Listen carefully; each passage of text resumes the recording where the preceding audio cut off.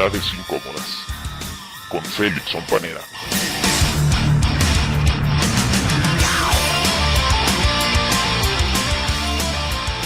Saludos. Seguramente cuando tu infancia fuiste protagonista o estuviste cerca de algún accidente. Y no hablemos de cosas muy graves, sino de una caída, un tropiezo, un golpe, te caíste de la bicicleta o quizás de un árbol, a lo mejor practicando un deporte, sufriste pues ahí algún golpe, etc. Muchas veces las consecuencias físicas se dejaban ver de alguna manera muy evidente. Un raspón, una cortada, un chipote, un moretón, un hueso roto, en fin, dependiendo de la magnitud del porrazo que te acomodaste, pues fueron las consecuencias que tuviste. A lo mejor ninguna, pero vamos a pensar que en algún momento, en alguna actividad muy particular, sufriste un grave golpe. En mi caso, recuerdo muy bien una vez que iba andando en bicicleta y por un descuido, era yo un niño pequeño, por algún descuido, perdí el control de la bicicleta y salí volando por enfrente. Me he puesto tremendo porrazo de aquellos. Más allá del golpazo que me di y de las consecuencias, el raspón, ya sabrán, ¿no? Fue el susto que me dio, el miedo que sentí ante la posibilidad de volver a subirme a la bicicleta. Yo recuerdo que la reacción de mi madre fue rápidamente tratar de limpiarme un poco con los pocos elementos que tenía. Estábamos en un parque, pues no había más que agüita o lo que hubiera, ¿no? Y pues ante el evento se acabó la diversión y vámonos a la casa a ver a este niño, a lavarle, a desinfectarle, porque pues ya andaba yo, bueno, como Cristo de Iztapalapa. Entonces, recuerdo muy bien la reacción de mi papá, que fue, no, sí, nos vamos a la casa, pero una vez que se vuelva a subir el niño a la bicicleta. La mirada de sorpresa de los presentes fue de, bueno, ¿este tipo está loco o qué? Pues no nos vamos a la casa hasta que no te subas a la bicicleta. ¿Pero cómo crees? Pues sí estaba golpeada la bicicleta, pero bueno, era enderezarle el manubrio y sacudirla y esto. El golpeado era yo, no tanto la bici. Pues bueno, después del berrinche y después del llanto y después pues este tipo está loco, ¿qué le pasa? Después de qué no está viendo que estoy todo golpeado, ¿cómo me quiere subir a la bicicleta? Finalmente no hubo de otra. ¿Quieres que te limpien? ¿Quieres irte a tu casa? Súbete a la bicicleta. Inflexible. Al final ese día recibí una gran lección de mi padre. En su momento no lo entendí, por supuesto, era solo un niño. Pero es algo que me ha ayudado mucho a lo largo de mi vida, porque bueno, pues de una u otra forma me caí y como pude me levanté. Sí, pero muy difícilmente me hubiera vuelto a subir a la bicicleta si no hubiera sido por mi papá, porque me obligó, porque no es otra la palabra, me obligó a subirme a la bicicleta, a perderle el miedo, a ver que, ok, en ese momento me había caído, pero no tenía por qué haberme caído después. ¿Qué tal que me enseñó a aprender? Aunque esto suene a juego de palabras, me enseñó a aprender. ¿Ok? ¿Qué pasó? Bueno, pues es que perdí el control porque me distraje. ¿Y qué sucedió? Bueno, pues la llanta de atrás se metió en la tierra y eso fue lo que hizo que perdiera el control y saliera proyectado hacia adelante. Ah, muy bien. ¿Cómo puedes evitarlo? Ah, pues fijándome, concentrándome, estando en lo que tengo que estar. Súbete a la bicicleta y si lo haces no te vuelves a caer. Pues bueno, por fortuna, las veces que hayan sido las que me pude subir después de ese momento a la bicicleta, pues no volví a tener un evento como aquel. Una vez que le di 2 o 3 vueltas a la misma cuadra en bicicleta despacito, el tipo guardó la bicicleta en el carro, subió a su familia al mismo y vámonos para que me pudieran curar las heridas. Más allá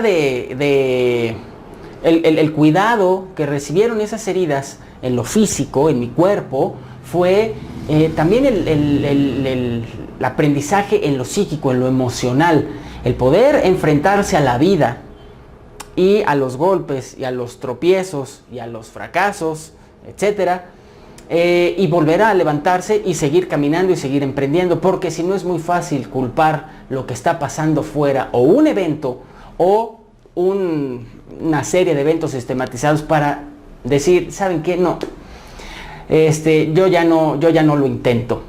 Es decir, tener miedo a volver a intentar y tener miedo a volver a emprender algo que nos lleve no nada más a la diversión como era en aquel entonces la bicicleta, sino a nuestro propio desarrollo personal y a nuestra propia evolución. Porque ¿qué pasa después? Imagínense, siguiendo con este ejemplo, si a la primera materia que repruebas en la escuela dices, no, ya no voy a la escuela porque voy a reprobar materias, pues entonces ya no avanzas. Porque si a la primera vez que alguien te rompe el corazón decides, no, yo ya no me vuelvo a vincular en pareja nunca más, pues entonces estás renunciando también a volver a intentarlo y estás determinando que todo siempre vuelva a ser de la misma forma, por no atreverte a aprender y a buscar alternativas para evitar lo que sucedió. ¿A qué viene todo esto? Resulta que en los días anteriores de descanso, en las vacaciones de Semana Santa, me di la oportunidad de visitar un lugar aquí en la Ciudad de México que es muy representativo para los habitantes de nuestra ciudad y de nuestro país también, que es la Plaza de las Tres Culturas, conocida con ese nombre porque, bueno, pues en él se confluyen tres etapas muy importantes para nuestro país y para el inconsciente colectivo de las personas que vivimos en México, muy particularmente en la Ciudad de México, pero esto impacta directamente a todo el país, desde Tijuana hasta Cancún. Bien, para quienes no conocen y quienes nos están escuchando de fuera, les platico muy someramente y muy brevemente, porque ese no es el motivo de esta intervención, pero bueno, en ese mismo lugar, ustedes cuando vengan a la Ciudad de México no dejen de visitarlo, se van a encontrar restos de ruinas prehispánicas, se van a encontrar con una de las primeras iglesias que hubo en el continente y que además, bueno, pues también en esa misma zona albergó a la primera biblioteca y a la primera universidad que hubo en este continente tras la llegada de los españoles, y se van a encontrar un complejo habitacional pues que es icónico de la ciudad desde el siglo pasado, el siglo XX, donde se llevó a cabo pues uno de los pasajes más dolorosos que ha tenido nuestro país.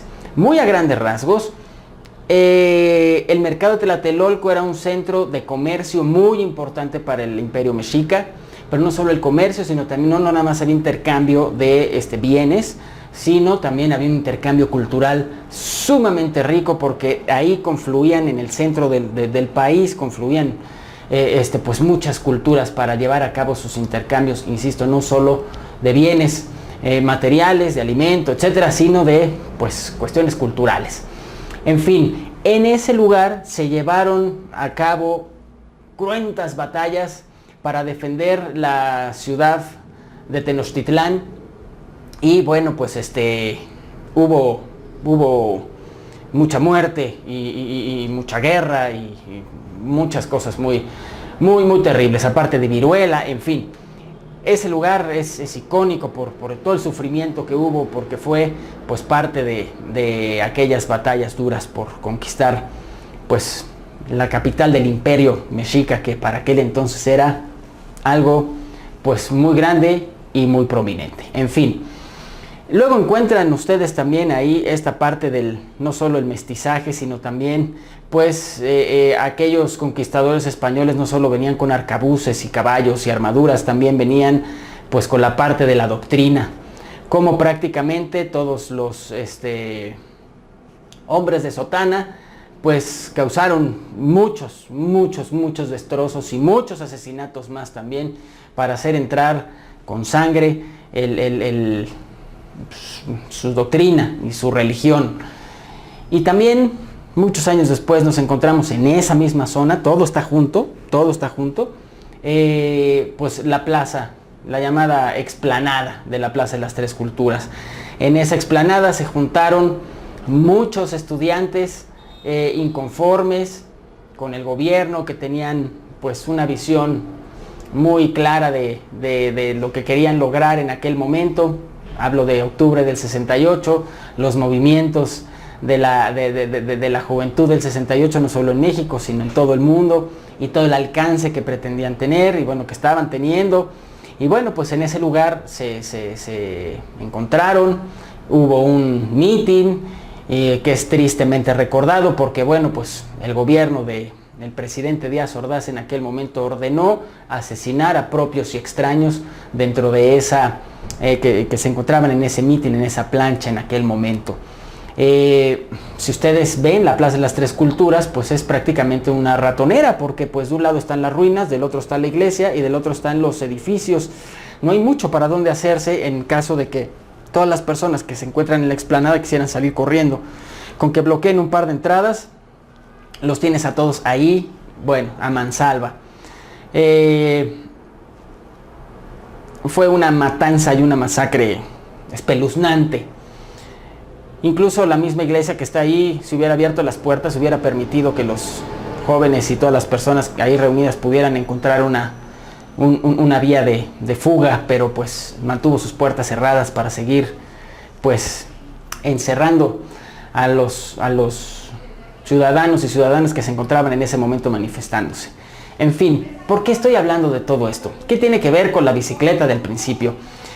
Miren, de una u otra forma, todos estos eventos que se encuentran en un mismo lugar todavía se respiran. Quiero platicarles de un tercero, también lo olvidaba, perdón, de otro evento que se dio ahí. En estas unidades habitacionales de Tlatelolco unos años después también, para 1985, pues hubo también desgracias terribles con pues el sismo de 1985, aquel sismo de una gran magnitud que bueno, pues destruyó una buena parte de la Ciudad de México en aquel entonces, sobre todo pues los lugares que se encuentran más cercanos al centro histórico, que bueno, pues se encontraba o fue construido prácticamente sobre agua, ¿no? Estaba rodeado de lagos y pues si ustedes vieran la catedral hoy en el Zócalo, pues se está hundiendo, y si ven el Palacio de Bellas Artes se está hundiendo por lo mismo, por la irregularidad del terreno. Bueno, pues todos esos lugares se vieron muy afectados por aquel sismo.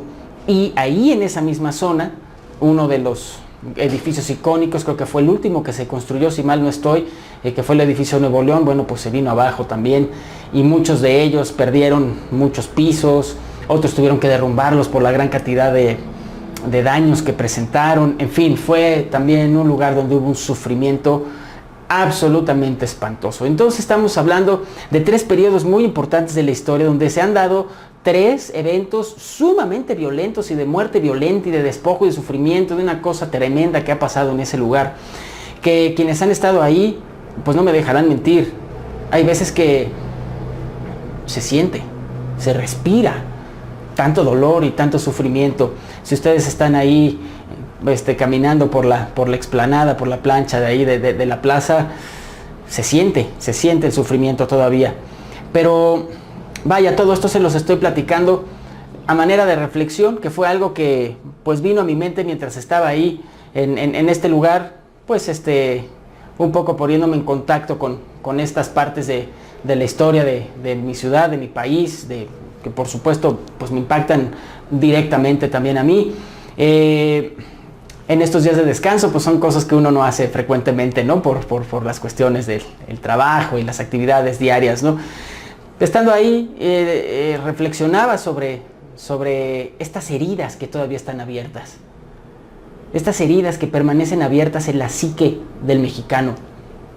Seguramente son eventos que cualquiera, lo hayan vivido o no, tienen alguna historia por el impacto tan fuerte que representó para la vida de todos y de todas en esta ciudad y en este país. Ni perdón ni olvido se dice cada 2 de octubre en las marchas que conmemoran aquel fatídico día 2 de octubre, aquella noche de la matanza de civiles en Tlatelolco. Ni perdón ni olvido, pues mientras no perdonemos y no olvidemos, esas heridas siguen abiertas. Como si aquella vez que yo me fui de bruces en la bicicleta y las heridas que me hice, nadie las hubiera curado. Quizás el tiempo hubiera ayudado a que cicatrizaran las cortadas o los raspones, pues no fueron cortadas en realidad. El tiempo hubiera ayudado a que los moretones disminuyeran.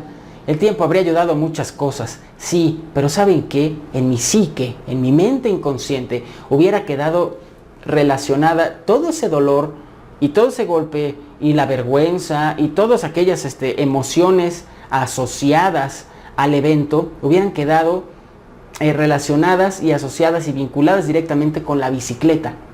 Es decir, así es como funciona nuestra mente, por asociación. Hay un evento que se vincula con imágenes y estas imágenes producen pensamientos y estos pensamientos emociones y pues todo está de una u otra forma conectado. Al final, de una u otra manera, también todo esto también determina un sistema de creencias que se convierten en un sistema, ¿no? ¿Qué hubiera pasado? Que esto hubiera quedado enterrado en mi mente inconsciente y quizás me hubiera acordado del porrazo que me di y de lo doloroso que fue, pero no necesariamente de las emociones que estuvieron ligadas al evento. Y mucho menos iba a ser después, me hubiera hecho yo responsable de lo que sucedió, sino la culpa hubiera sido de la bicicleta, de algo externo a mí. Entonces, algo que tengo yo que resolver, pues estoy responsabilizando a la bicicleta y es mucho más fácil no solo responsabilizarla, sino culpar a la bicicleta de lo que a mí me sucedió. ¿Qué sucede? Pues entonces lo más probable es que nunca me hubiera subido a una bicicleta, nunca más. Y hubiera quedado en mi mente algo ya resuelto. El malo o la mala fue la bicicleta, no yo. Yo no cometí errores. Y si sí, pues es que era un niño y nada más. Afortunadamente recibí una gran enseñanza ese día. Por un lado, amorosamente mi madre curó mis heridas del cuerpo y por otro lado, amorosamente mi padre curó mis heridas del alma. Cosa que yo les voy a agradecer a ambos mucho, porque en ese momento me hice responsable de que quizás, había sido una serie de factores que se conjugaban, de los cuales yo tenía una parte de responsabilidad, pero también estaba en mí el poder modificarlo. Pensando en estas heridas abiertas, por solo mencionar 3, yo creo que en tu país, en tu ciudad, si eres mexicano, pues sabrás que, en la historia cada día surge una por la cual nuestro ego nos dice ni perdón ni olvido, porque qué malditos son. Vamos a pensar que estas personas, quienes mandan y quienes ejecutan todas estas órdenes, pues están siendo movidos por su inconsciencia y que pues en realidad no están siendo conscientes de lo que están haciendo. Si realmente lo fueran, no lo harían, eso me queda clarísimo. Pero sería muy cómodo nada más responsabilizarlos a ellos. Sucedieron estas cosas. Pues sí, hubo una conquista y una conquista violenta y después no solo fue la conquista en lo económico y en lo geográfico y en lo político, sino en lo ideológico también. Que quizás lo que más daño le ha hecho a este país y a toda América es precisamente eso, el que vinieron a imponernos toda esta cuestión ideológica para cagarse encima de tanta grandeza y tanto desarrollo que hay en estas tierras, ¿no? Quizás no solamente fue el asesinato brutal de civiles, entre ellos la mayor parte estudiantes, aquel 68, sino también la imposición de la ideología. Señores, hagan lo que hagan, tenemos el control, tenemos el poder, no van a poder cambiar las cosas. ¿Cuántas personas que estuvieron ahí, que vivieron ahí y que compartían los ideales del movimiento estudiantil? Muchos de ellos, no lo generalizo por supuesto, pero muchos de ellos dijeron, les arrebataron sus ideales, les arrebataron la certeza de que se pueden cambiar las cosas, les arrebataron la voluntad para seguir adelante. A muchos de ellos, muchos de ellos no, y siguen adelante, ¿no? Otros de ellos peor, los compraron y hoy son diputados federales y han tenido puestos en el erario público, cobrando del erario público y demás, ¿no? Pero eso pasará en todos lados. Allá ellos y su congruencia o incongruencia. ¿Pudimos haber evitado el temblor del 85, el sismo? Pues por supuesto que no, pero todos aquellos que perdieron su casa, sus bienes materiales, la vida de sus familias o la vida de amigos cercanos, yo qué sé, pues también sería mucho más fácil responsabilizar nada más a la tierra y a la mala planeación de los políticos y a la mala poca o nula respuesta que hubo de las autoridades, porque prácticamente quienes salieron a resolver el problema en las calles fue la población civil, no las autoridades, que ya después empezaron a tratar de hacer algo y acabaron hasta robándose la ayuda que venía del exterior. Una chulada la corrupción, ¿no? Pero bueno, todo esto lo digo porque al final todas estas heridas siguen abiertas. Es como seguir culpando a la bicicleta. Ok, sí, tienen su parte de responsabilidad, por supuesto, y no se las quito. Ya tendrán ellos que hacerse responsables de dar cuentas de ello, ¿no? Ante ellos mismos. Pero, ¿y nosotros como sociedad, qué podemos aprender de ahí? Porque mientras no nos volvamos a subir a la bicicleta, entonces vamos a seguir teniendo las heridas abiertas. Quizás ya no las del cuerpo, pero sí las de la mente. Esas que son las que nos incapacitan todavía más. Que son las que nos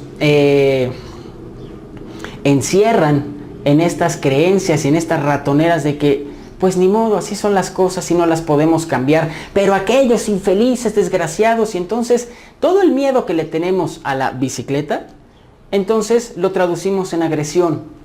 ¿Saben quién gana ahí? Ellos. Ellos son los que ganan. Nosotros seguimos perdiendo. Nosotros como sociedad seguimos perdiendo porque al final esa agresión lo que produce es agresión de su parte. Y ellos tienen los toletes, las pistolas, la placa, las leyes, las cárceles y todas a su favor. Esa no es la vía. La vía es perder el miedo. La vía es hacer un examen de conciencia a nivel social y ver que nosotros de una u otra forma también tenemos alguna responsabilidad en esto. Que también nosotros podemos enfrentarnos a estas dolorosísimas circunstancias y aprender de ellas. Y aprender no nada más implica llenarnos de información la cabeza, porque eso no es aprender. Aprender es que esa información con la que me llené la cabeza sea capaz de modificar mi conducta. Ese es el aprendizaje, si no, de nada sirve. Yo aprendí aquella tarde de infancia porque me volví a subir a la bicicleta. Si no hubiera vuelto a subirme a la bicicleta, entonces de nada hubiera servido aquella experiencia, de nada positivo hubiera servido aquella vivencia. Hubiera sido algo recordado con dolor y responsabilizando a los demás. Generar miedos, generar rencores, generar odios. Pero no fue así. O sea, fue algo completamente distinto porque modificó, además, ya que estaba arriba de la bicicleta, modificó mi conducta. Estar más atento, fijarme que no se me fueran las llantas donde no debían, etcétera, ¿no? Hubo una modificación en la conducta. Eso se llama aprendizaje. Aprendizaje que bien podemos tomar también de ello. Y antes de que empiecen todos los llamados progresistas y todas las personas que han vivido también con tanto rencor en sus corazones por aquello que sucedió, por supuesto que duele, son heridas que duelen, por supuesto que duelen, sí, pero no tenemos por qué tener tanto rencor. Antes de que empiecen a decir que cómo soy capaz de decir que nosotros somos corresponsables de esto, hagamos un examen de conciencia y veamos hasta dónde nosotros mismos lo seguimos fomentando en nuestro día a día, en nuestro hoy. Por ejemplo, citaba la corrupción. Bien, cualquiera mira, es que yo no soy corrupto. Y no nada más no le doy 50 pesos al policía porque me pasé un alto. No. La corrupción, entendámosla, no nada más como corromper económicamente a alguien o comprarle la conciencia, sino como abusar de todo aquello que es para el bien común, querer usarlo para mí solo nada más. Eso es corrupción. Darme un baño de 1 hora porque creo que el agua del planeta es nada más para mi comodidad, eso es una forma de corrupción. Aunque no le des dinero al policía, aunque no compres a un senador para que te dé licencia para hacer algún negocio, no lo necesitas. Desperdiciar de esa manera el agua, que es un bien de todos, para tu propio consumo, egoísta, porque aparte no necesitas darte un baño de 1 hora, eso es una manera de corrupción. Piensa en todo lo que haces. Haz un examen de conciencia. No necesitas haber sido el que dio la orden para balacear a alguien. No necesitas haber sido el tipo que dijo que iba a construir un proyecto habitacional y cobró materiales de primera y puso de tercera para robarse el resto y repartirlo. no necesitas haber hecho esto. O sea, todos de una u otra forma, hemos sido cómplices del sistema, de alguna u otra manera. Y aquí podría citar miles de ejemplos, pero lo importante es que tú pienses hasta dónde estás siendo cómplice del sistema y qué puedes aprender. Porque, insisto, será la mejor manera de acercarnos a esas heridas psíquicas, pero voy a poner el ejemplo de que fuera una cortada en una mano y ponerle alcohol y ponerle, no sé, limoncito, lo que tú me digas, para que vaya cicatrizando. En la medida en que sigan abiertas esas heridas y cada año digamos ni perdón ni olvido, pues entonces estamos alimentando y estamos nutriendo y estamos fortaleciendo esa energía. Esa energía de rencor, esa energía de miedo, esa energía de injusticia, esa energía de corrupción, esa energía de victimización, una muy, pero muy vieja conocida de nuestra sociedad mexicana, ¿no? Ay, pobrecitos de nosotros, y se nos olvida que el Imperio Mexica tampoco era una perita en dulce, ¿verdad? Digo la verdad. Y se nos olvida que también, pues, muchos de los supuestos líderes estudiantiles, pues tampoco era una perita en dulce tampoco, ¿verdad? O sea, estas son las cosas a las que tenemos que acercarnos y perdonar. Perdonar a quien haya que perdonar, porque mientras no cerremos esas heridas, mientras sigamos metiéndole el dedo a nuestras heridas, el sistema se va a seguir igual. No va a haber cambio. Mientras seguimos luchando, peleando, guerreando, insultando, descalificando, es decir, pura energía negativa producto de nuestro miedo, no estamos generando ningún cambio. De hecho, eso a ellos los beneficia. En el momento en el que nosotros perdonamos, asumimos nuestra responsabilidad, les dejamos su parte de responsabilidad, por supuesto, y modificamos nuestra conducta, es decir, aprendimos, en ese momento las cosas cambian. Permítanme citar algo que quizás no venga mucho al caso, pero en México, quienes viven en México pues entenderán el grave problema que hay en el estado de Michoacán. Y bueno, pues quienes viven fuera, pues también seguramente lo habrán escuchado por las autodefensas. Bueno, las autodefensas, antes de ser las autodefensas lo que fueron, hubo una comunidad que tiene una cosmovisión purépecha propia de los habitantes ancestrales de esa región, que es la comunidad de Cherán. Pues la comunidad de Cherán se hartó un buen día de que los narcotraficantes, el crimen organizado, los taladores, los talamontes, etcétera, pues estuvieran haciendo polvo su sociedad y decidieron tomar las armas, principalmente las mujeres y los niños, por cierto. Bueno, pararon de culo a todo el estado, a las autoridades, al crimen organizado, y lograron constituirse como una comunidad autónoma que se rige por sus propios usos y costumbres. Es decir, lograron erradicar el cáncer de su población.